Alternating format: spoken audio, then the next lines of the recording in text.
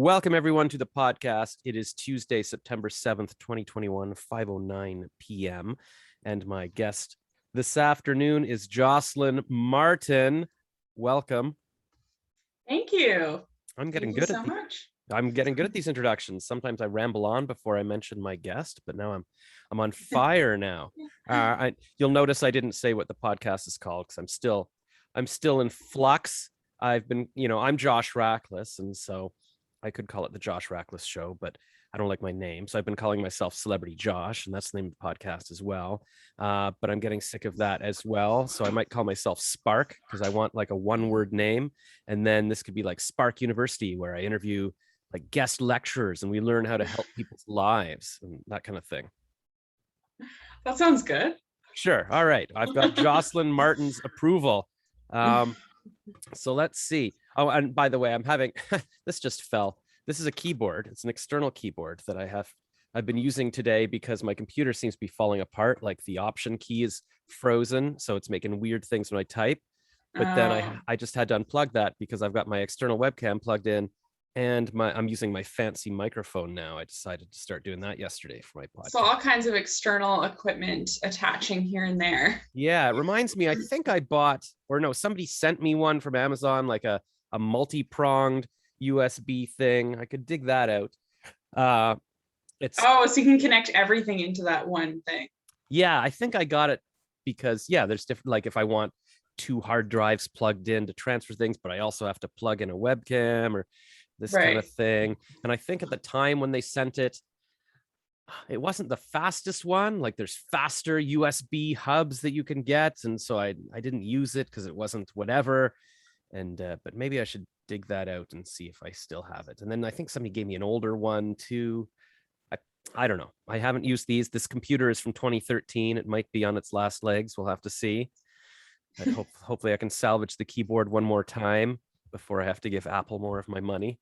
And actually, my iPhone broke too. The Wi-Fi just stopped working last year. So somebody gave me a replacement iPhone, like just one of theirs, but the battery's so bad on this. It's like, you can see it's charging right now. It's constantly charging because it seems to run out. I feel like mine is like that too. Is it an iPhone 7? Well, my last one was an iPhone 6S Plus. This one is an X. Okay. So I think yours is better than mine. Yes, I skipped over 7 and 8, but it's just like a friend's that he wasn't even using anymore. So maybe the battery has died on it or something. There's so much. When I'm super rich, I'm getting like a super fast computer. I'm getting like the iPhone 12 or whatever they're on. All the stuff. Yeah. Getting an and Apple Watch. Are you going to get some new like insulation? Is that background that I see? Insulation? Behind me, those are green Bristol boards from the dollar store that I've made my green screen with. I'll show you so that you can see it's just pasted all over the wall. So on the side here, these are just like foam. It's like metal panels, but with some foam in it that my old podcast teacher gave me. He was getting rid of them. And I think he had them up in a room once for acoustic paneling. So I borrowed those. And I've sort of stacked them up in a wall around my desk. And then to do my voice acting, I put a blanket over the whole thing. I've got a couple of tripods I realized I could put on the desk sort of as to hold up the blankets. And then I've got my ring light here. Oh, yes. And then you have a good setup. I don't have a ring light, which I feel like would be good because I'm so like dull in comparison to your bright face. Yeah, well, I don't even have the ring light on right now. So really? You just have good lighting then? Yeah, it's just this light in the ceiling. Like okay. I use it's funny because I'm so neurotic. Like I don't even turn on the ring light often because I didn't realize like with any lights, they eventually wear out. I mean, it's good for like probably 5 years of use, but I'm like, oh, I don't want to use the digital, like if I don't need it, like for a podcast, do I have to be beautifully lit? I got it a couple years ago for like YouTubing. So I realized I was always in a panic about like, okay, when will the lighting be perfect to shoot my video in my condo? And then I didn't want to be beholden to the time of day. So I thought I should get a proper light and then I can just turn it on. And no matter what time of day it is, I'll be perfectly lit for whatever I'm doing, like for my celebrity news podcast or whatever. I hope to do one day. But I should probably just, turn it on and enjoy it. And if it burns out, get another one. That's the way you have to do it. And then in the winter, or last summer, I guess, I started doing stand-up comedy classes on Zoom. And then one day for our class show, they wanted us to put the brick background of their logo in the background. But because this computer's so old, it only lets you do like a background if you actually have a green screen. And so I was like, how am I going to do that? And I went to the dollar store and got green Bristol boards, and I just kept getting more and more so I could, because before I had to like crouch to try to make one or two pieces of paper behind me. But now I've got like this vast thing. I'm in my parents' basement. Like I had a condo in Toronto for 10 years that I sold in 2019, and I turned the second bedroom into an awesome studio. So it had like a couch in the background. It had my ring light set up. I had these thick panels made for the walls and ceiling that were drilled in. So I didn't even have to go under a blanket. I could do my voice acting like right from my desk. The room was acoustically perfect. But the condo was costing so much, and I could get a roommate and a job. But I was like, no, I want to be free. I want to know what it's like to be free and just travel. And I can do my videos from anywhere in the world. And then I just lived in hotels for a couple of months in Toronto and Ottawa. And then I went to Orlando for a podcast conference at the beginning of March. And I'm like, okay, maybe I'll stay here. I love Florida. And then everybody's like, there's a pandemic. You have to come back to Canada. I'm like, wow, the border's closing. And then I came back, and then I'm like, where do I go? So I've been in my parents' basement, and now they want me out in a month or two, if not sooner. So I'll have to figure out my little setup somewhere else. Then where are you going to go? Toronto, back to Toronto in a condo? That is the great question. I mean, it's fun. Yeah. I mean, it would be ridiculous to return to that, but I don't know what else to do. Just before the pandemic, I started applying for some little radio jobs, and, I don't have a lot of experience. So it's hard to break in, but somebody was kind of interested in Timmins for a morning show. And they're like, why do you want to move up north? I'm like, I don't know. Do I? And then I never got back to them, because I was like, I don't want to be trapped in a small town, but I haven't done anything for the past 2 years. I might as well have gone to Timmins. But yeah, do I go back to Toronto? I've started looking at jobs again, and I'm doing some freelance copywriting. And then I applied for some random associate creative director job. And they're pretty interested in it, but it's still remote. It would be in Toronto, but they're working remotely for now. And they might go back to 2 days a week in the office, in which case it'd have to be in Toronto. I don't know. I got an offer in that agency 10 years ago at an agency in New York, and I should have done that. I just bought the condo. So I can't leave the condo, but that was my chance to go to New York. So I feel like, is that it? Is that my life? Do I just live in Ottawa or Toronto? And that's, I guess they're fine. It's, people, it's better than Afghanistan, I guess, but I don't know. I always thought I was supposed to go to LA, and I just never did it. And then time flies, and you're like, ugh. So that's the big question. What do you actually want to do?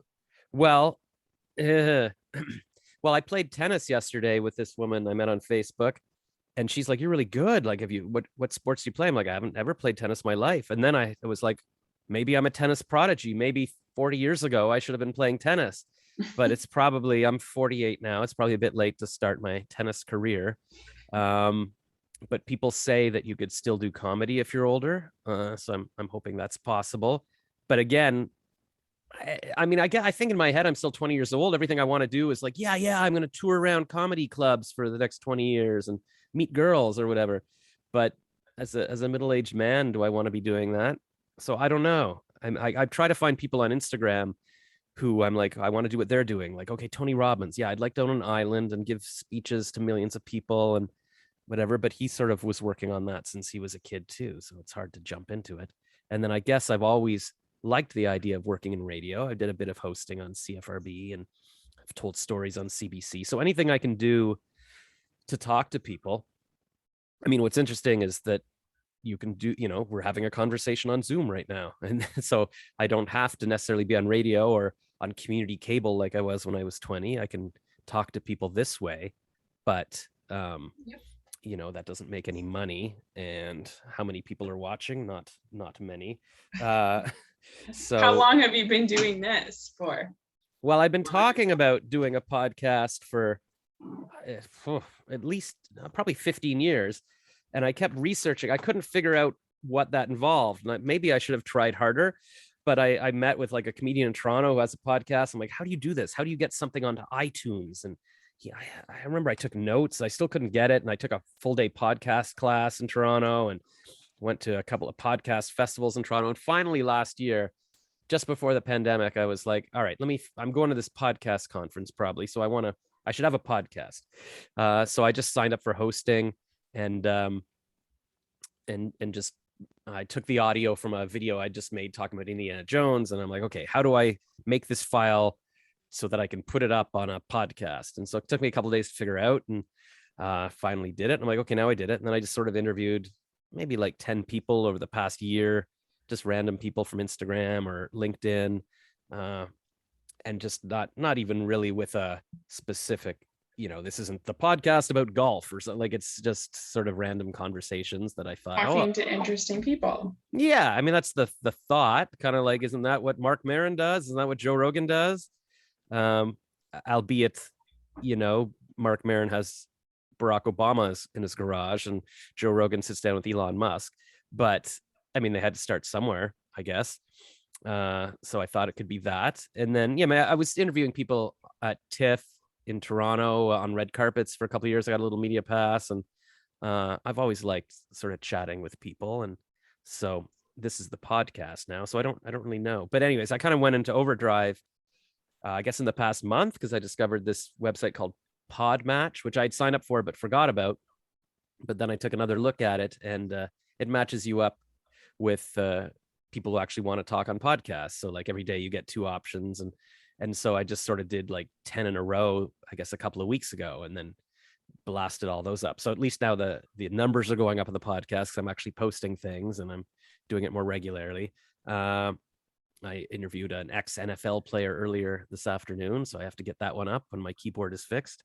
And I guess we'll see where it goes. Do you have a podcast? No, I don't. Because you're on the radio. So yeah, I was actually considering, since everyone is starting a podcast, I'm like, oh, maybe I should start a podcast. I've been saying that for about 2 years now, and I have not started a podcast. So yeah, I mean, maybe one day, I don't know. Or maybe you can just be a regular guest, and then I can deal with getting the files up, and you can say, go listen to me on Josh's podcast. Or maybe if you've got an actual job, you don't need to have a podcast. I don't know what the difference. Well, I mean, I know what a podcast is, but I don't know. I mean, there's millions, but there's still less than YouTube channels, and because there's barrier to entry figuring out how to do it, and you got to pay for hosting usually, or so not everybody's just doing a podcast. But I know, I mean, yeah, it's something you could always try if you want. But I'm sure my guests are wondering who you are and why we're talking. So I could read your LinkedIn thing. It says Jocelyn Martin, midday announcer, community content commander at Vista Radio Limited. Does that basically sum you up? Well, I guess so, because that is literally the job that I started today.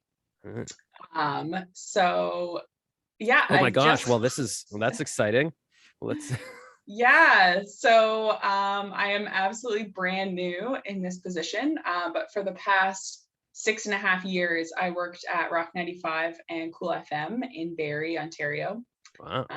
As a music director and on-air personality on both stations, doing different day parts, and web content, voicing commercials, all that kind of stuff. Yeah, so like I'm looking at your LinkedIn. It looks like you're kind of a younger female successful version of me in a way. You went to Guelph. I did not go to Guelph, but then you went to Humber College for postgraduate certificate in radio broadcasting. So after York, Glendon College, for me, I went to Humber postgraduate copywriting because my mom sent me an article about it. I'm like, I don't know what else to do. That sounds creative. If I had known there was a postgraduate in radio, maybe I would have done that, because all my life I've been trying to get into radio. I don't know if it existed in 1996, but why not? Radio existed. So that's what I should have done. That would have been a different path for me, but it didn't occur to me.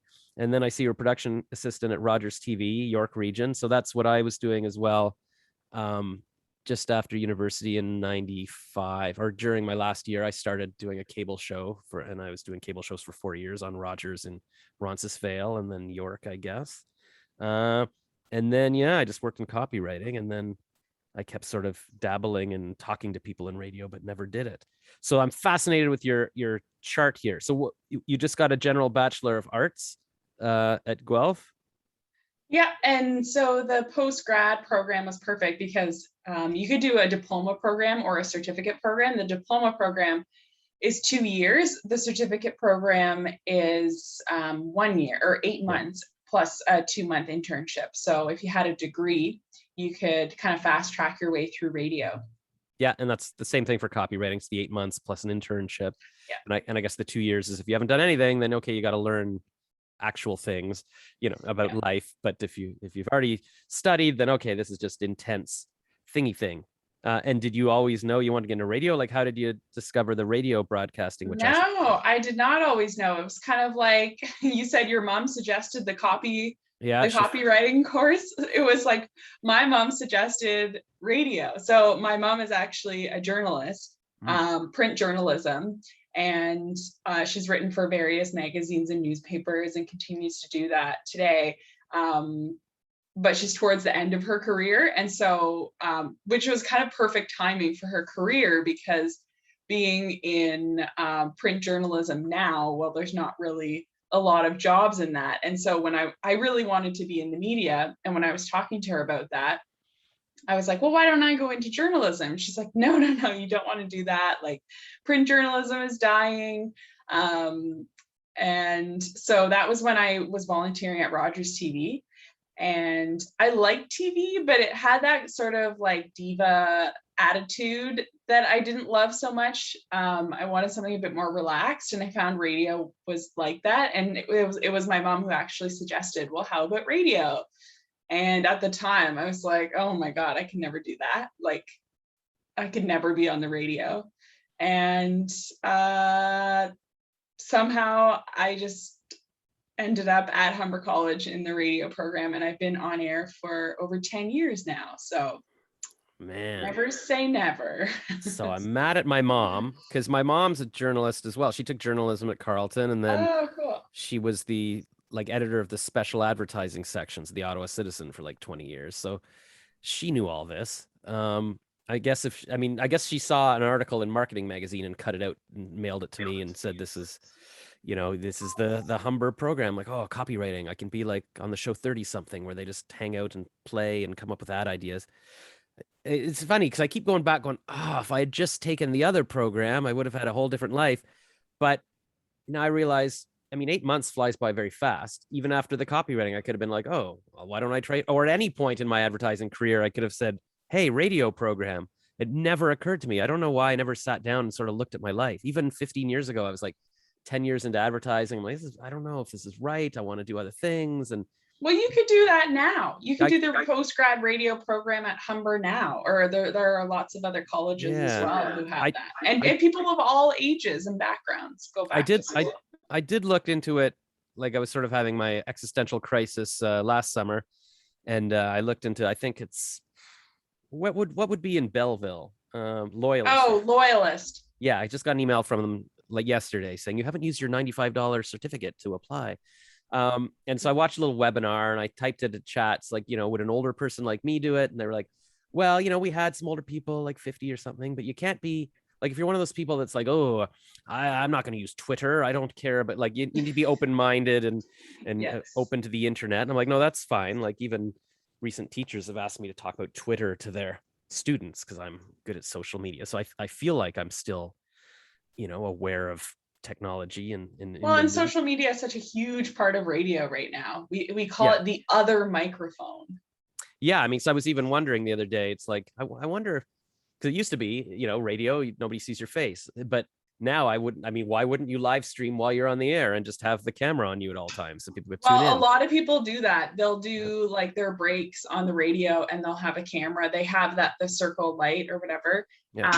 And they upload like a minute video of them doing their breaks on Facebook, Instagram, Twitter. So they do see your face.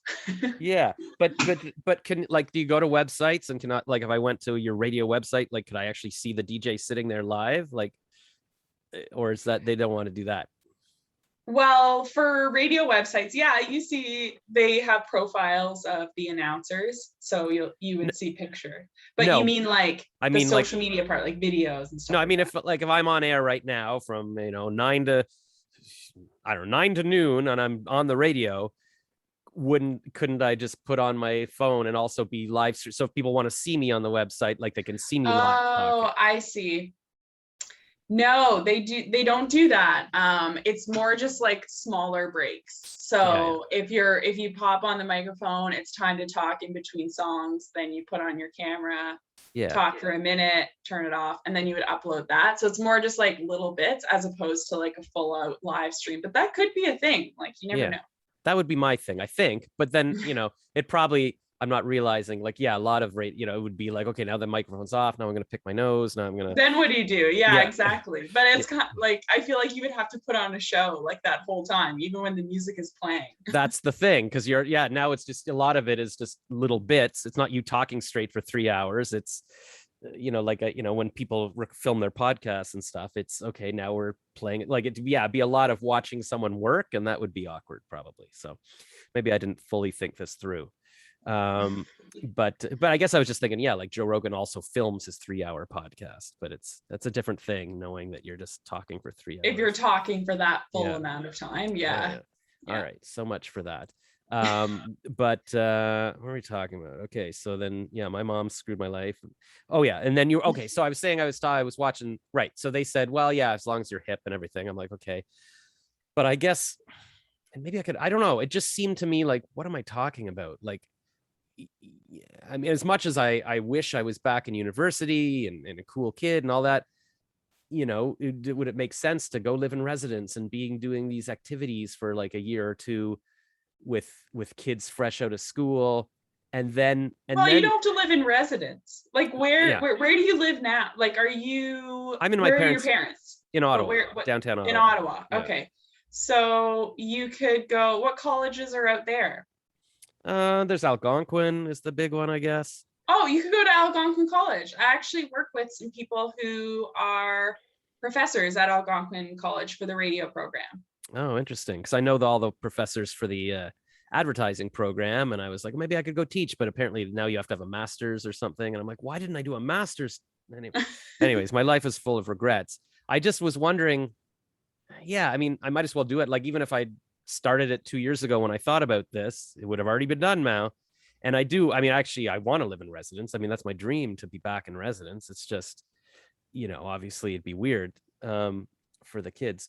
But, maybe they have an adult residence. But aside from that, I don't know. I keep thinking like, I've got all this experience in advertising. I've even done some radio hosting. Like, what would I really get out of this? And then also, would it even matter? Like the whole point is people want somebody, okay, now you've learned, you're 20 years old, come work in this small town for a couple of years. Like if I come out of that and I'm 51 years old, is anybody interested? I mean, is there even radio jobs even for young people? Like I interviewed this guy, Dylan Black, a couple of weeks ago, who was the judge at this comedy contest I was in. And even he's struggling, like losing his job or getting a job, or I don't even know what the scene is like. I talked to, do you know Humble Howard? Like Howard? Yeah. Like when I was 27, I messaged him and said, can I come visit your show? And he said yes. And I don't remember why I didn't. I don't know if it was too early in the morning or what I was thinking. And then I met him through somebody else at work, like, I guess 10 years later. And he's like, why didn't you ever come? And I'm like, I don't know. And he's like, well, what are you going to do now? Like, I must have been at least 40 at this point. And he was like, what are you going to, like, you're going to go work in a small town for the next 20 years, work your way up? Like, you're not a kid. Like, and I'm like, oh, okay. So he just kind of talked me out of even pursuing it. And then, oh, well, that's not good. I feel like you can pursue it at any age. Yeah. And yeah, it is hard to get a job in radio for sure, but I feel like the college route is good because you have an internship at the end. So no matter what, you have an internship. So then you have connections at your internship. You have connections to your professors who have connections in the industry. So I feel like the college route is super good because you can do all that networking that's so important in this industry. Yeah, maybe I'll talk to them again. I mean, what is it? I guess I'd be starting it right now if I was doing it. Yeah.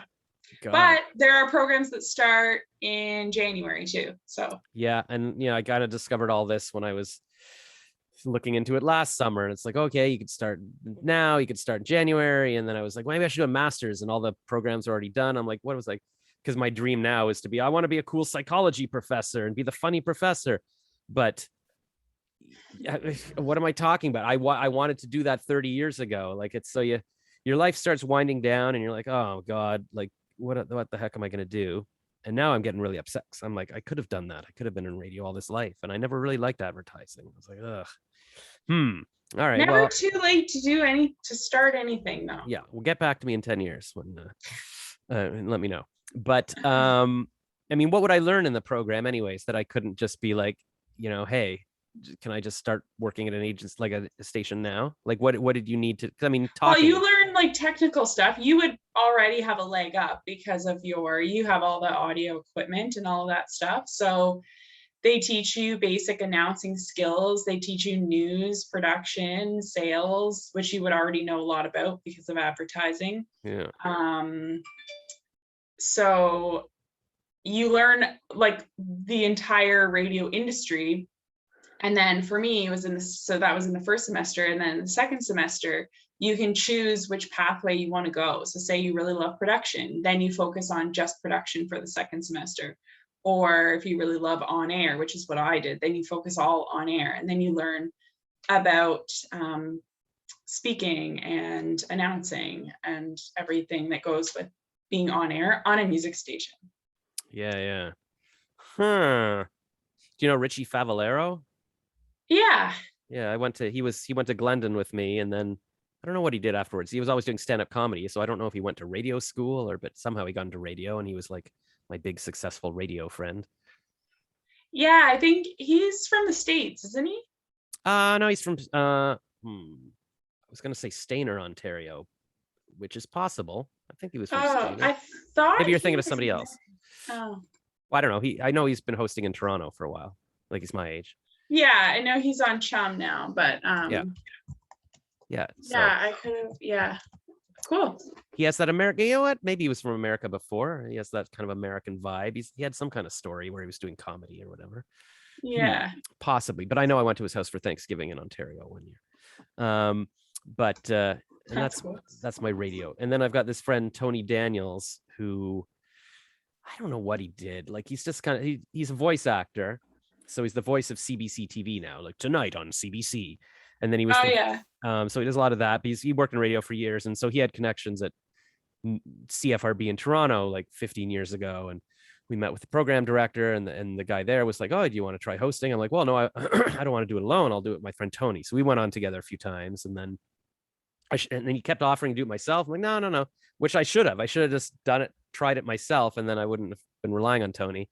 And then the program director got sent to Montreal, and the new guy didn't know us, and that was it. That was our little window. I'm like, it's like, and I didn't realize at the time, I didn't appreciate how, how valuable that was to just be able to say, I've never done radio in my life, but here you can fill in for Jim Richards on their most popular show for a few times and stuff. Like, that was a good in, and then I just didn't do anything with it. But whatever, we can't go back in time, right? Now, if that happens again, you jump right in. Yes. Don't say no. No, say, here, I'll come and work every night. I don't care. Like, it's just, I'm here.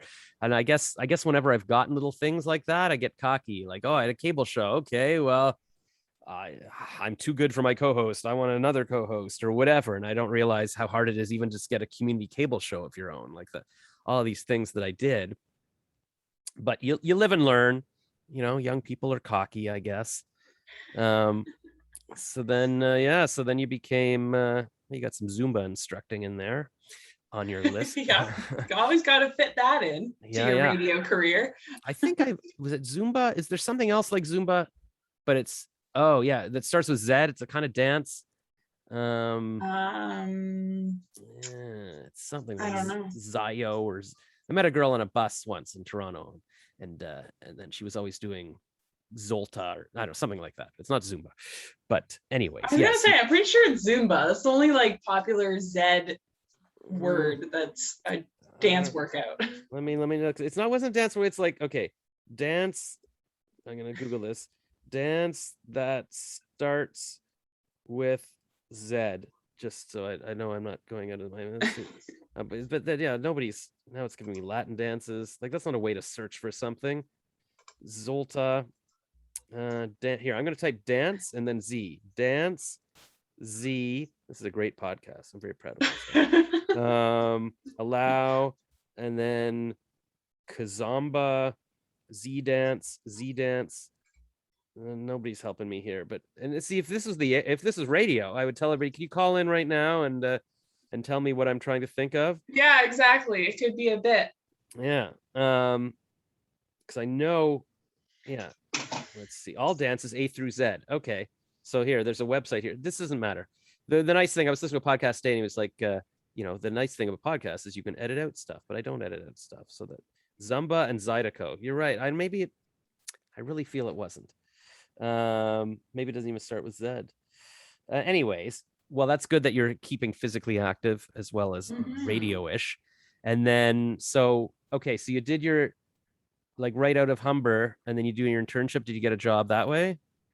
Yeah, so my internship actually was a job. It was Zook, something like that. You haven't heard? You haven't heard of? Come to you all of a sudden. You haven't heard of Zook? No, I have not. Zouk dance. How do you spell that? Like Z-O-O-K? I think it's Z-O-U-K. Yeah, Brazilian Zouk. How do you dance? Is Zouk a Latin dance? First off, Zouk music is absolutely not from Brazil. It was born in the 70s in French-speaking Caribbean. What came up when I hit Zouk was Zoosk, online dating site, an app to find your perfect match. I know. So I've been banned off Zoosk for some reason. I don't even know what. I never liked it. I was like, this is a fake, weird dating site and something. I don't know what. I get banned off of the dating sites because people think I'm not real or something. Yeah, Brazilian Zouk, Caribbean Zouk. So it's kind of like salsa or something, but it's like, anyways. All right, I'm not. Okay, cool. So a dance out of Brazil. Cool. Yeah, but I never met up with that girl again, and that's it. I could have had a Zouk girlfriend. Oh well. I'll have to go on Zoosk to meet another Zouk. Okay, so so I was a promo rep for Rogers Radio in Toronto, and I was doing that while I was still in school. So I was covering events, going to concerts, getting audio of people who went to the concerts and saying how much they love them, or like after the show, or telling me what they're excited for the concert. And then I pieced together the audio, and the morning shows would play them back the next day. So I did like stuff like that, basically covering events, being the face of the station. Yeah, so that would be my dream job. Was it dream for you, like this young woman getting to go to concerts and talk to people, like, or are you just like, eh? Yeah, no, it was so cool because the radio stations actually didn't give us like free tickets to the concert or anything, because really we only had to be there before and after, or before or after, depending on like what they needed for that show. Right.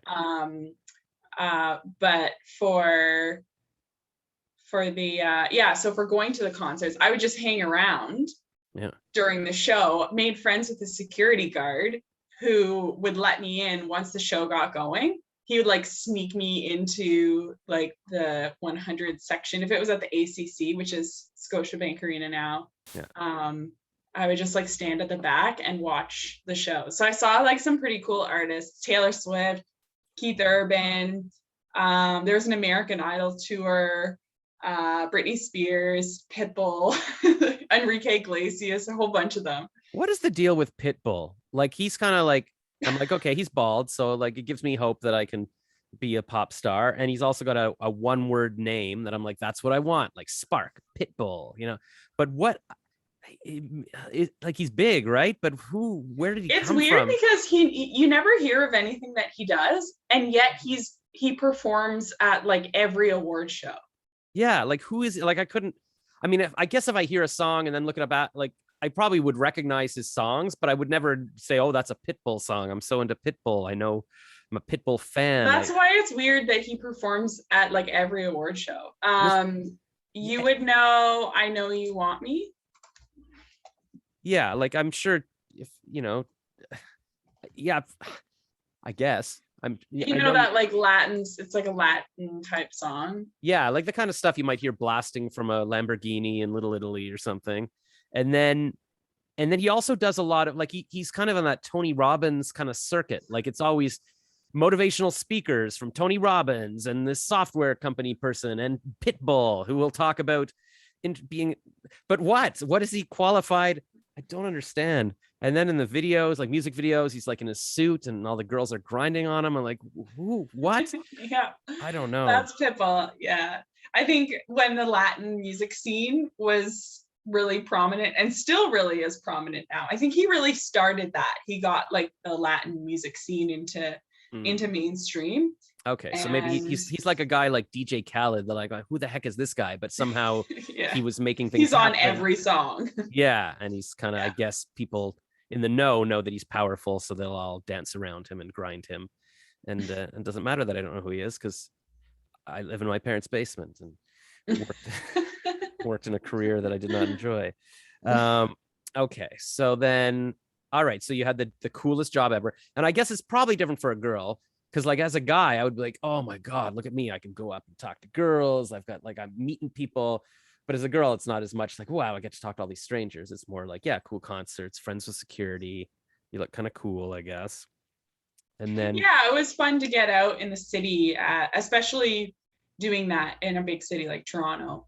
Yeah, because that's a huge step. Like, you know, as I'm applying for jobs now, there's hardly any job, like nothing opens up in Toronto.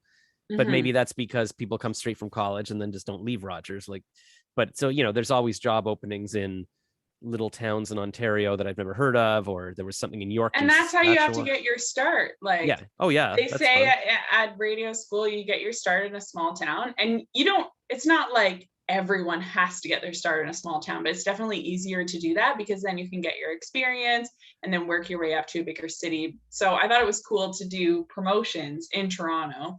Yeah. And get to go to all the big events and concerts and exciting stuff and go around the city and everything. And then after I did that for about 6 months, that's when I was like, okay, I want to do on air. I went to radio school to be on air. If I don't move to a small town and do it, I'm going to regret it. So that's when I moved to Collingwood.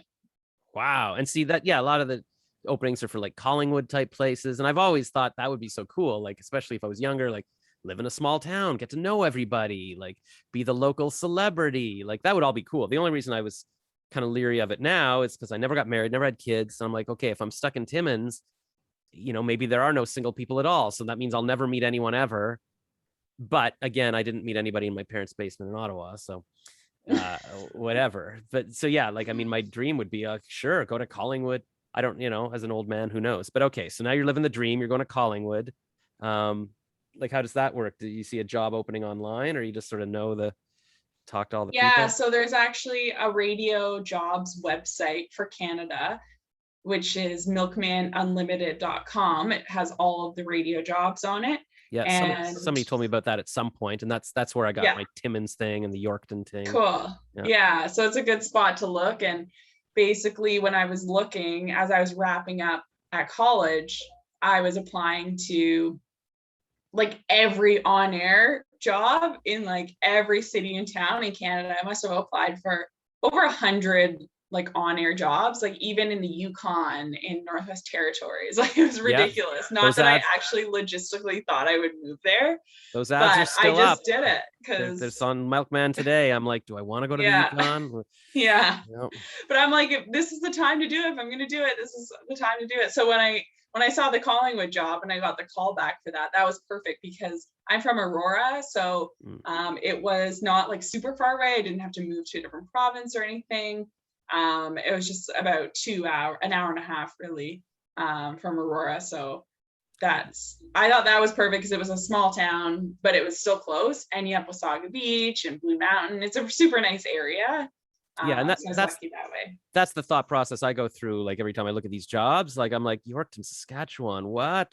Or this, something 4 hours out of Edmonton. But when I see the ones that are like Wasaga Beach or Collingwood, or I'm like, okay, Ontario, I know that. Yeah. You could drive to Toronto if you needed to. Like it's a couple hours drive. Like anything like that, I feel like, yeah, I could do that. But then when I see the things like, live the life in somewhere in Nova Scotia. And I'm like, well, sorry, where is that? Where? Well, they try to make it sound really good, right? To entice people to apply, because those are the places that have a hard time getting people, I think. So they're like, move to the beautiful shores of blah, blah, blah, like 10 hours north of blah, blah, blah. Like it's like way out there. Yeah, we have a variety store. We've got a park, yeah, and a new stop sign. And that's kind of what they do with ad agencies too. Like, it's like, do you want to live in Halifax? And it becomes more about, do you want to live in this city? And I guess if you're like, young and you're like, sure, why not go to for a year and see what happens? And or if you're married with kids, say, hey kid, we're all going to pack up and go to this place. Sure. It's I guess. And radio is so much a part of community, right? So that's why they really make the place sound good, because if you're moving somewhere, if you're working in at a radio station in a certain community, like you are a part of that community. You're really, really focused on being a part of that community and knowing you're basically like, it's like traveling. So you're checking out all the cool spots and all that kind of stuff. The city is part of the job. It's like you are the Killaloo, BC, or whatever the little town is that they're selling to you. So makes sense. I wonder, because as I get older, like I can see myself as a 25-year-old running around, meeting all the restaurants, as a middle-aged man. I mean, Conan O'Brien still goes out and does stuff. So I try to just picture, could you be a grown-up walking around doing it? But I don't know. Yeah, all those guys do it. Like Jimmy Fallon does all kinds of stuff. Yeah. So I mean, I could see anyone could do that. Yeah. I could see like Ricky Gervais, or I don't know. Like I think, I don't know. Like it's always the demographic is 18 to, I don't know, it's 45, or it's like up to 55 sometimes, because I guess those people are still alive and doing things. And so I'm like, okay, I could speak to baby boomers and Gen X and Gen Z maybe, if I Google what Pitbull is, or Taylor Swift, or whatever. All right. Well. Oh, come on. Pitbull, I can see like why you wouldn't know, but Taylor Swift, come on. I've heard of Taylor Swift. Yeah. She's pretty cool. Very catchy songs. And I know she dates a lot of people, but it's sexist to talk about that. And I was going to say that's like very like 2000 and like 10. That was a long time ago. I'm not sure what she's up to these days. I'm sure she's still fine. She released 2 surprise albums during the pandemic. Oh my God, that is a shock. Yeah. Everybody's up to something. That's the thing. And I'm like, why didn't I do something? I could have made a surprise album during the pandemic, but I'm like, I know, she makes you feel so bad. She's like, yeah, no big deal. I just recorded 2 like #1 albums. What did you do in the pandemic? Well, that's just trying to survive. I know, but I think I fell for the whole thing that everybody's like, oh, just surviving. Good for you if you even just got up today. And I'm like, but no, I mean, we weren't fighting a war. Like everybody's home with their internet. Like, why didn't I write a book or just take some year-long master's program or something? I guess it's easy to look back now because you didn't know how long it's going to be. Is it going to be 2 weeks? What are we doing? Like, well, and it was a survival thing, and it was like people have compared it to war. So I do think that it's like, if you have come through the other side, if you've survived this, like, good for you. That's an accomplishment in itself. Yeah, I know. And I try to keep giving myself, like, as much as I like to beat myself up for not being a tennis pro or doing radio 30 years ago, I'm like, you know what? Even if I'd been like a movie star, like who's the Black Panther guy? Chadwick Boseman. It's like, you could die of cancer at 44. Like, you don't know what's going to happen. Or every time I'm like, oh God, I should have written a diary every year.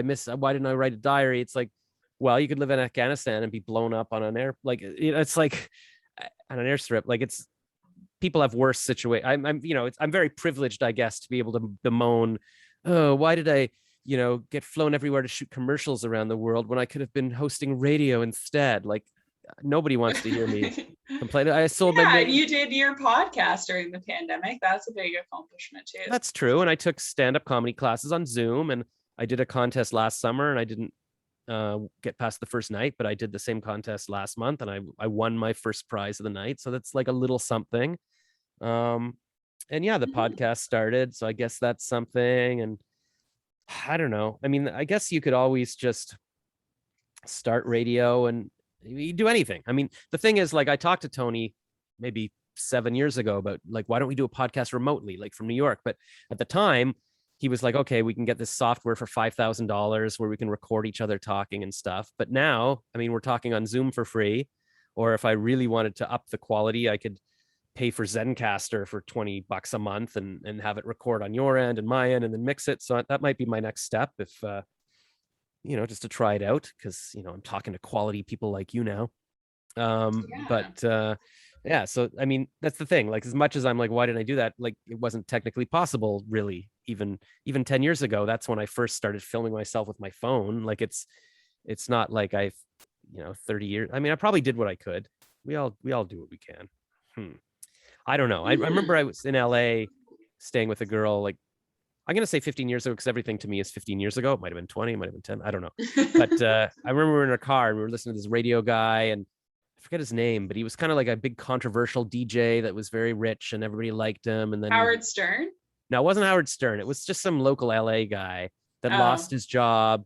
And then I think he had a blog for a while. Maybe he's back on the air. I just remember thinking, yeah, that's Joe Rogan. Maybe he was kind of like an older guy at the time, like a veteran, and he would just take calls. And I'd have to look him up. But it was just the idea that, okay, I could be a local celebrity and take calls, and I don't know, like it still interests me. Like, I'm like, Larry David's older than me, and I'm like, I would listen to the Larry David show if I could, that kind of thing. So you just gotta keep doing it. But that's what I'm doing, I guess. This is my podcast, and we'll see what happens. Maybe I'll be the next Joe Rogan or something. Yeah, you never know. Gotta be in the present moment and enjoy what you have. Okay, so then my dad just texted. Hold on. We are eating in 5 minutes, 6 o'clock. Are you joining us? I'm going to send an audio message. So they make you dinner too? Yes. He got a sweet deal. Perhaps. I'm just in the middle of interviewing a radio host for a podcast. So don't wait for me. I'll let you know when I'm done. But also, I have to go to Charles's store to get my keyboard fixed. So I might walk over there if he's still there. So just go ahead. Yes, that's the thing. My mom cooks every night to keep my dad alive. And then so I usually go up and join them, and I figure it's like a social thing, like it's something we can look forward to all day kind of thing. So that's good. So when I'm out, they'll miss me, but somehow I managed to keep myself alive, like for 30 years before this. So we'll see. But my dream is to be like, get $1 billion, and then I'm here, I'll buy you guys a house on the beach in Miami or something, or we can all live together. I don't know what. But okay, so you go to Collingwood. Was that like the dream? Like, was Collingwood the dream? No. I don't know. I read this book, Duddy Kravitz, by Mordecai Richler, when I was a kid, and it was, I think he went to work at a summer camp. He's in the kitchen, and it's just kind of this idyllic vision of like, wow, in the summer and working with young people and all these adventures. Like, I don't know, do you get a little apartment in Collingwood and then you go to the ring? No, so I needed to, because I got the job like pretty quickly, and I needed to get there. I needed to move there like pretty quickly. I needed to find a place, and I ended up renting a room in this old lady's house. It was just her and 4 cats and a dog. Wow. And I was there for 8 months in that place. And I look back now being like, oh my God, I can't believe I lived with an old lady and 4 cats and a dog for 8 months. But you got to do those things to get started sometimes. Yeah, well, that's what I'm thinking too. Like, I got to find a place to live, and I don't really want to commit to a lease and get a whole place and all that crap again. So I want to find a room with someone or whatever, and then feel like I've got one leg out the door. And I didn't know how long I was going to be there. It's not like I was going to be able to buy a place or rent a place on my own. So it was a good like starting point, and then ended up getting a roommate. She was in a basement apartment, so I moved in with her. Then from there we moved to an upstairs apartment. So slowly like moving forward in my moving up, literally. Moving up in the housing world. So then I was there in the upstairs apartment with her for a while. In total, I was in Collingwood for 3 years, just over 3 years, and then got the job in Barrie at Rock 95 and Cool FM. So that basically the entire 3 years that I was in Collingwood, I was hustling, trying to get something else. Did you say you were in Collingwood for 3 years? Yeah. Wow. And at that time, you always checking Milkman and just sort of sending out your thing at sending my demo, like applying to stuff, sending out my demos. Not that I didn't like it in Collingwood. I loved it there. I met some great people and got some amazing experience, learned music programming there, co-hosted an afternoon drive show, which was super fun because you never have that. Like barely even in a major market, but in a small market to have 2 people in the afternoon was pretty rare. So that was a really cool opportunity. I really liked it there, but I knew that I wasn't going to be like at that station for my whole life for years and years. So I needed to also get closer to my family as well. And like all my friends were in Toronto and they're like, what are you doing? I'm calling. They would come and visit me and everything. But it was so far away from everything. So Barrie was great because it was a bigger city, a lot more going on, a lot more people my age, because Collingwood is very much a retirement community, apart from the touristy times and touristy areas there. So I can go there and be the young guy. They're like, hey, look at me. I'm not retired yet. Like, wow. We got this cool young DJ, Josh Rackless. He's only 50. Yeah. Okay. So you made the big move to Barrie. Yeah, so then I made the move to Barrie, and that was great because it was bigger stations, just more going on, more people my age. So did that and I didn't really have a plan after Barrie. So I was there for quite a while, 6.5 years. It's a long time these days, I think, at a job, especially in radio. But it was great experience, and especially being able to be on 2 stations with 2 very different formats. Yeah, see, that's kind of cool. Because I interviewed, like I was calling this woman. I was emailing people randomly just like 3 or 4 years ago. I'm in Ottawa. Hey, hot 89.9. Can I come talk to you? And this woman actually got back to me, and I met with the program manager there, or director. And and then she told me about a copywriting job that opened up in Toronto for, I guess, Boom and whatever their sort of sister station was. And that would have been kind of the same thing, 2 radio stations. And at the time I'm like, I don't want to do copywriting again. And I showed up all covered in rain and a bit late. And then, so I didn't impress them at all. But now I'm like, but at least that would have gotten me into the station. And then I could have been like, oh, by the way, I'm a voice actor. If you need me to, I can go on the air for a minute. Like, at least if I was in the station, they would have been easier to get in. So I don't know what and then I could have kept my condo. But anyways, yes, 2 stations in one is cool. It's all about getting your foot in the door. Yep.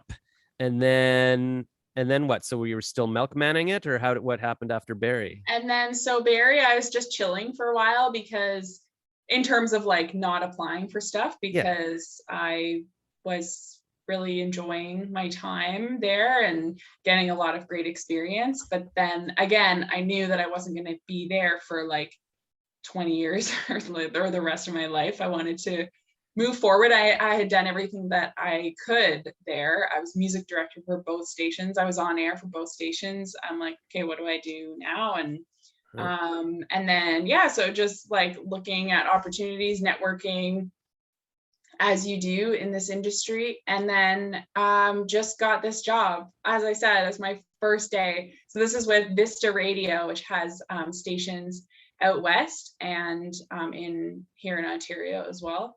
I've heard of it. I mean, I've seen them, I guess, on Milkman. So I'm always applying to Vista stations, and it's what is, I don't know, what's a Vista station, or what? No, what did your thing say? Go back to. So they have a network of Moose FM stations. There's 19 Moose FM stations, and so I work for this brand new station in Bolton, and it's Moose FM. So I'm going to be the midday announcer and community content commander. So basically somebody who's the face of the station out in the community, doing all kinds of stuff. And so is this a step up because is Bolton closer to Toronto? Where is Bolton? Yes, it's definitely going to be hitting the GTA market. So that's really good. And also it's a steady shift. It's middays and it's every day. With Rock and Cool, I was evenings and weekends and fill-ins. So I didn't have that like regular kind of everyday shift. Wow. And it's Monday to Friday, and yeah. That's pretty cool. So yeah, you're like a regular solid, you're like the CBC host every day at noon or whatever kind of thing with Jocelyn Martin. Yes, my own show. Wow, that's pretty crazy. So what a midday, what's like what hours is that? So it's 10 to 2. 10 to 2. That is midday. I was trying to think of like what would be noon to what? No, 10 to 2. So that's it. And then you're on there and it's at is this one? No, is this one station or two stations again? So it's mostly the Bolton station, but I'm going to be on air on the Moose network of stations. So right. For 4 other markets. So 4 other Moose FMs. Wow. So they're going to be hearing you in other little towns where they can't afford their own Jocelyn Martin. Yeah. So Kemptville, Barry's Bay, Bancroft, and Prescott. Wow. Which are all like towards the Ottawa area, like near you, I guess. Right. So I could probably tune in online anyway. So you'd be able to hear. Yeah. I could tune if I actually had a radio. What do you think? I'll have to find one and then tune in. But even with, I got a Google Mesh system for my parents, and then we can go, hey, Google, and you can just listen. You say, hey, Google, CBC Radio 1, and it plays like the digital radio station now. So I could probably say, hey, play Moose Bolton, and then I'll hear Jocelyn Martin. And that's kind of fun. My God. And the community content commander, and you're driving around, and wow. So, okay, you're living my dream. So basically I can just live vicariously through you. And then so have you gotten an apartment in Bolton now? You had to get rid of your place in Barrie? No, so I'm still in Barrie.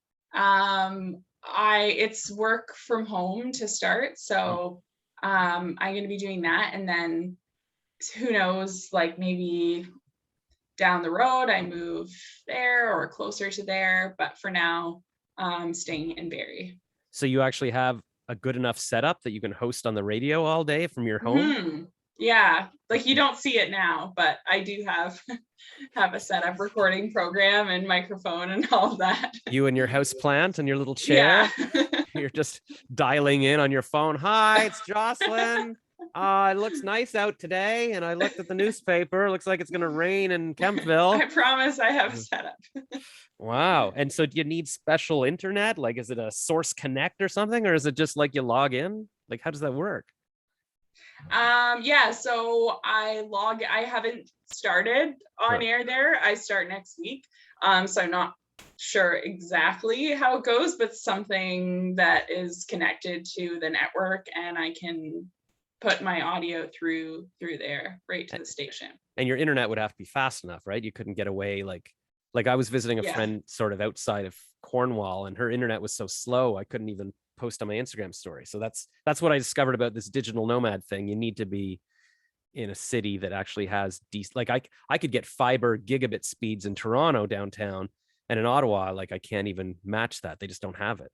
Like, so, but I guess whatever you have is good. It's audio. I mean, it should be good. We'll see, but yeah, that's true. I mean, I can hear you right now. So anyways, I'm sure they've thought of that. I'm just fascinated with the whole thing. And that's interesting too, because as much, I guess it's all pandemic-y stuff, but it's like, because people do things remotely now, like, I could take a creative director job in Toronto and do it from here for the foreseeable future. It's kind of cool how we can do that now. Yeah. Work from anywhere. Yeah. I mean, which is always kind of my dream. So I guess I should still embrace that. And that's the thing, like, a lot of people got big during the pandemic, like doing TikTok for 6 months or little things on Instagram Reels. So, I mean, even if I could squeeze myself into a radio station somewhere, like maybe in 6 months, I could be like really popular in the town, and it's still before I'm 50 that I've sort of made it, it's like, you don't know, I could make anything happen. But I mean, even Joe Rogan wouldn't do radio now. He's got $150 million to a podcast. So maybe you sort of do that. It's all, what was I going to say? The online thing. Yeah. Because even I emailed the guy from Timmins a year later or something saying, hey, by the way, Yeah, whatever happened with that? Just curious. Did you hire somebody? He's like, yeah, we found somebody, but he's on furlough right now because of the pandemic. So even the guy who was hired didn't do anything. He was just sitting in Timmins not doing anything. But then I've messaged the guy on LinkedIn and he's going to let me interview him for my podcast. So that'll be my sideways way of being like, hey, how's it go? How's Timmins going? Can I go back in time and come there 2 years ago?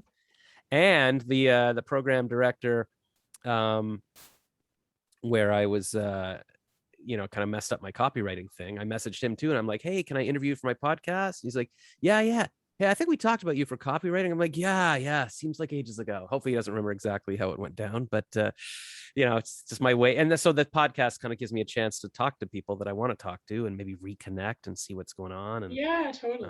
So that's what it's all about. That's great. And there you go. Well, okay. So, I mean, you're definitely living the dream and you can do it from Barrie, which is crazy. Oh, okay. I have just one more question. Like, have you ever, and I guess it's a visa thing, because I'm always like, why am I just applying for like these little Ontario jobs on Milkman? And I don't even know where I would see radio jobs in the US. Like they must have similar things for every small town and city, but I guess it's because you got to work in the US to see those jobs. Like, how does that work? Or like even in other countries? I don't know about that. I did apply to, like a while ago, applied to a job at the BBC in England because I have a British passport. So I would be able to work in England. But that was like far out there. It was kind of like when I was on Milkman applying for jobs in Northwest Territories. Like it was like, really, am I going to go out there? Probably not. But I don't know. You just kind of sometimes throw it out there and throw it out into the universe and see what happens. But yeah, I'm not sure how it works for the US because I would not work in the US. Why is that? I haven't looked into it. Because I don't want to live there. Yeah. Well, then that's it. Then you're the king of Ontario and you can just enjoy that. So I'll look at it. Maybe I'll start messaging some DJs in the States and like I've messaged a bunch of comedians on Instagram that want to talk to me so I can find out what the comedy business is like out there. And then I'll try to find a DJ that can talk to me and say, hey, do you got like a Milkman US? Like, how are you guys doing that thing? Yeah. Ask them what they have. I'm sure, like if you Google the US companies that they have, you'd be able to find radio jobs like under those company sites. But in terms of like a Milkman, I don't know. Yeah, now that I think about it, I have applied for a bunch. Like when I see them on, I'm forgetting now. Like, CBS has these things and it's like things in Washington, D.C. I applied all those and never hear back anything because probably when you click off not legally able to work in the U.S., they're like, why would I? Never mind that I can't even break into, Just click yes so your application goes through. Occasionally I do just because we'll deal with that when it comes to it. Like if you guys like me, I'll get the whatever. Yeah, then you get the visa and all that. That's why I should have taken that job in New York where they were going to pay me a visa and stuff because that was my ticket. And then there's often like jobs in Miami, but it's like, are you bilingual? It's for the Latin community or things like that. But yeah, there's a lot of Chicago morning. I mean, there's tons of those jobs. Now I'm remembering. It's just I don't know how people get them or whatever. But of course, it's like anything. I mean, even Humble Howard and stuff couldn't get back on the air, or maybe sort of is now. His podcast is big and they play it on other stations now and stuff, but it's not easy for anyone. There's not a lot. So, I mean, you've been, talented and fortunate to sort of play it the right way. And then what's your, sorry if I'm keeping you now. But no, it's all good. Yeah. What's your dream then? Like you don't even want to go to the US. Like, is there some fantasy like you'd be that Howard Stern of Canada, or what would be the next step for like a radio person? You doing it till they fire you and then you're kind of bitter and you have your own little podcast? No, I think just like as long as I'm continuing to grow and learn, then I'm good. I'm happy now that I have like a steady show and that I also get to be out in the community at events and all of that. But in terms of like next steps and where I want to go, I don't know. Like I have my music programming background, which is great. So I might want to, continue using that at some point. But yeah, just kind of see, I basically just do a job and see like how it goes. And I feel like I change with what sort of things that I want to do for my career. And yeah, so just kind of see how this goes. And then basically I don't know. That's a short answer. Well, that's all right. I mean, I remember I just remembered I knew this girl. I read a letter to the editor she wrote in the paper once. I thought that's really interesting. I looked up her name and I wrote to her, and then she wrote me back, and we wound up meeting for coffee a few times, and she was really funny. What was her name? I'm trying to remember her name. She's this Jewish girl, and I think I told her to try getting to radio. She was just finishing U of T, and she wasn't sure what to do. And I said, "You're really, really funny. You should go into radio." And she went to radio, and then she was like a morning host in like Winnipeg for years, and I think she's back. And then she was in Niagara Falls. What is her name? She kept coming up with a different name for herself. Like it was like a Jewishy name, but then she just gave herself like a 2-letter thing. Like her last name like was Ha or Ko. It was like this weird thing. I'm like, that doesn't make any sense what your name is. I'll try to think of her. Maybe you know her. But then, okay. And then I guess my last question is just, is it everything I dreamed of? Like you've done, like if I was you, that this would have been my life, doing the Collingwood and the Barrie and the Bolton and being the content commander and all of that. Like, is it not that great? And I can just be like, no, it's good that I did advertising and I just sat and did nothing in my parents' basement. Like, or is it like, oh my God, it's so much fun. Everywhere you go, people are like, oh my God, you're on the radio, and people call in. Because when I coasted on community cable, like 30 years ago, people would like call the answering machine and leave a message, and I'd read the transcript saying, you know, my wife and I are doctors and we tune in just to see Josh and he's so funny.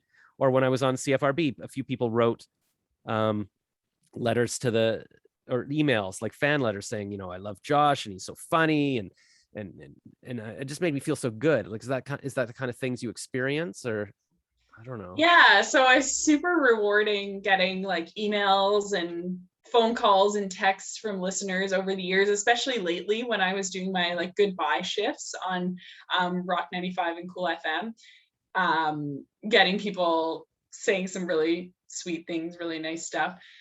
Also like meeting listeners at events has been really cool.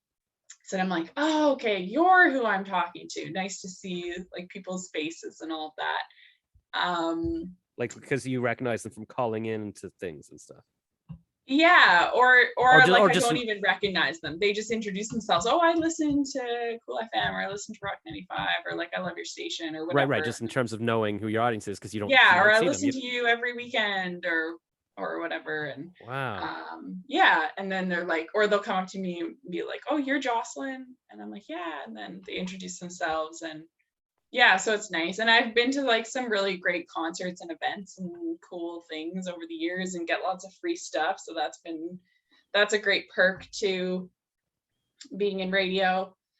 So yeah, I would say it's definitely a really cool job, and it's a great lifestyle as well. And I'm glad I'm in it. Oh, all right. Well, I guess that's... Yeah, so sorry, I can't really say that like it's not good, because it's good. Damn it. I'm going through my Facebook trying to find my friend who, obviously a good friend, if I can't even remember her first name.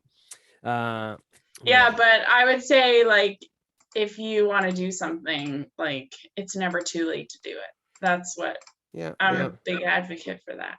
It's so scary though at this point to say, okay, I'm going to commit to a year or two of that's not even that long though. No, I know it's not that long. Like literally like the pandemic is like over a year. I know, that's the thing. I've done nothing. I mean, I had a meltdown. This whole thing when I was talking to Timmins, I was probably 46, turning 47 or something. And then actually it was before my birthday. So now I'm turning 49. And so it's been 2 years.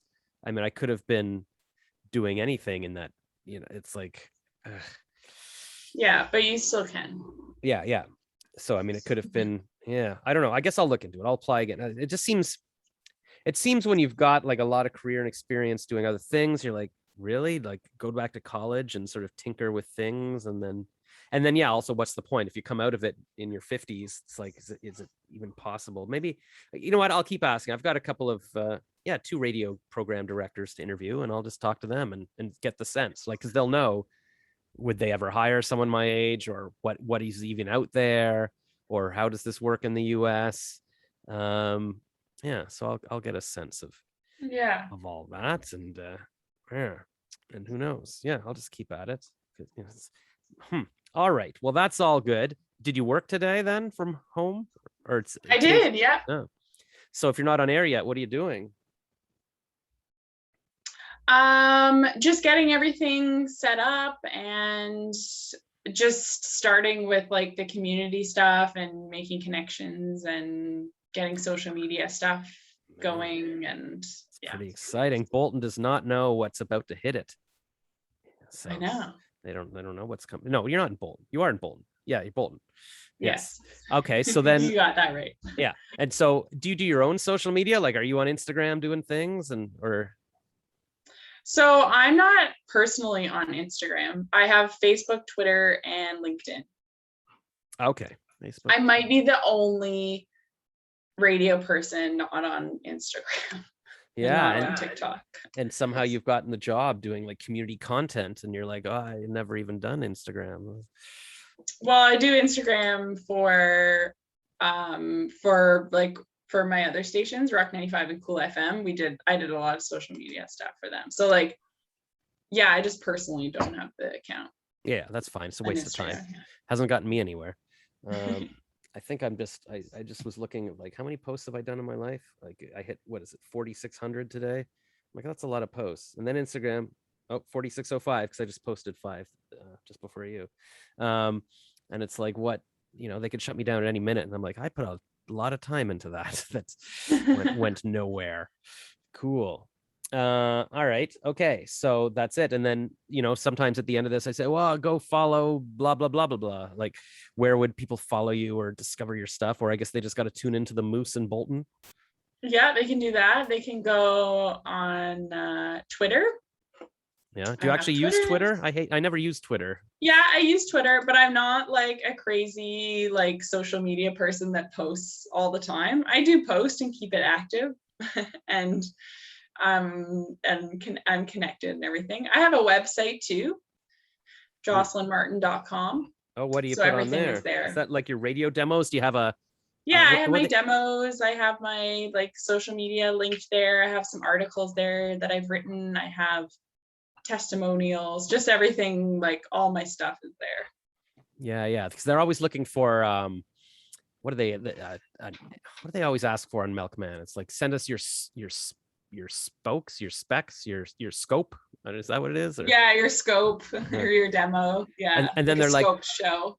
Yeah, and then they're like, send us. We want just a raw thing. We don't want to hear the edited thing. We want to hear what you sound like for an hour. I'm like, I don't have anything. Yeah. Why are you doing this to me? Yeah, because a lot of people put together a demo, so they'll grab different breaks from different shows, but they want a scope show. So it's like an hour of your show so that they know what you would sound like in a show instead of just choosing like all of your best stuff. Yeah. Which is like, maybe they see it as cheating a little bit. Yeah. Well, I'm going to send them this interview and then they can listen to that if they want. I had one other question. Oh, yeah. Oh, do you know what Milkman Unlimited means? No. Yeah, I emailed the guy once, or the website. I'm like, what is that? What is Milkman? Like, what is he talking about? Actually, I can't even remember the story, but it was something like, maybe his name was like something that sounded like Milkman or something. It was kind of just a nickname he had because maybe his name was Mormon. Oh, I think his last name is Milky or something. Mielke. Okay, so probably something like that. So maybe his nickname was Milkman, and obviously milkman.com was taken. So I guess maybe unlimited is just what he added or something. Yeah. So I felt pretty proud of myself for learning that. And then I was sitting here while you were talking, like, what the heck was my friend's name? I feel like it started with L. And then I was going through the vowels and I figured it out. Lena Schulman. Do you know her? No, I don't think so. Okay. So for a while there, her name, she decided she was Lena Sho, SHO. And I'm like, oh, okay. That makes sense. Like a short form of her name. Yeah, but Schulman's not that long, but I guess that was less Jewish. So I don't know. She was in Winnipeg. And then, yeah, it says she's morning show host at Jack 96.9 in Vancouver now. So good for her. And, oh yeah, so she was formerly at Burns Communications, co-host at Saskatoon Media Group, and worked at news anchor at Vista Radio in Lloydminster, Alberta. So part of your thing. And then content at Talk Radio 640 AM and then U of T. So she studied radio broadcasting at Humber. So it's the same thing. And I always thought, like, we always had good repertoire and stuff. And I thought, well, maybe I could be her co-host, but she was just too cool and just went off and did it on her own. I'm so jealous because she lived the life of being a funny co-host and all of that stuff. And I'm like, why didn't I at Parallel at the time? Anyways, life of regrets. I guess it's because at the time you never know, right? Like when I'm talking about Timmins, I'm like, scared to go to Timmins for a year. And so I'm like, maybe something else will come up. And then you can look back 2 years and go, oh, okay, I didn't do anything. I should have done that. But at the time, you're like, no, I should go somewhere else bigger or do something. Mm-hmm. So it's hard to know. It's hard to know. Like, you know, internet didn't exist 30 years ago. So, I mean, I did what I could probably. Who knows? Maybe I would have been in radio, but lost my job already. And now whatever. And so I'd be back here in this at the beginning anyways. So great. Well, thank you so much for letting me walk through my life from a different lens. And yeah, you're welcome. Thank you for having me. And hopefully you'll come on again and you can tell us how it's going at the Moose and all of that. And, yeah. So where does this go? Well, I will take the Zoom file. I will upload it to youtube.com/Josh Rackless. And then I will export just the audio and I'll upload it to my Simplecast hosting. And then that gets sent out to Apple Podcasts, Spotify, Google Podcasts, and pretty much everywhere. Any podcast app there is out there, people will be able to find it. Nice. And that's it. I mean, some people get to go to the trouble of like editing their little thing and making a 2-minute clip to put on Instagram. And I'm like, oh, that's a lot of work. So I just sort of take a screenshot of the YouTube thing and post that on YouTube, on my Instagram, and say, go watch the video. Gosh darn it. Sorry, my screen is like really grainy now because it's getting dark. No, I like it. I just saw lightning out there. And that's exactly why I bought the ring light, because I was like, you know, if I'm filming a long thing, now it's going to be uneven lighting and everything. So yeah, it doesn't matter at all this. But yeah, so I've talked you into a different lighting situation. That's how much I can ramble. That's pretty good. All right. Well, I'll go have dinner with my parents because I'm a full grown man. Yes, enjoy dinner. Yes, and good luck. See, that's so cool. I've learned that you do it remotely and everything. Oh my God, it's all very exciting. So thank you for all this information. And we'll talk to you again soon. Thank you so much. Okay, sounds good. Okay, bye. Bye.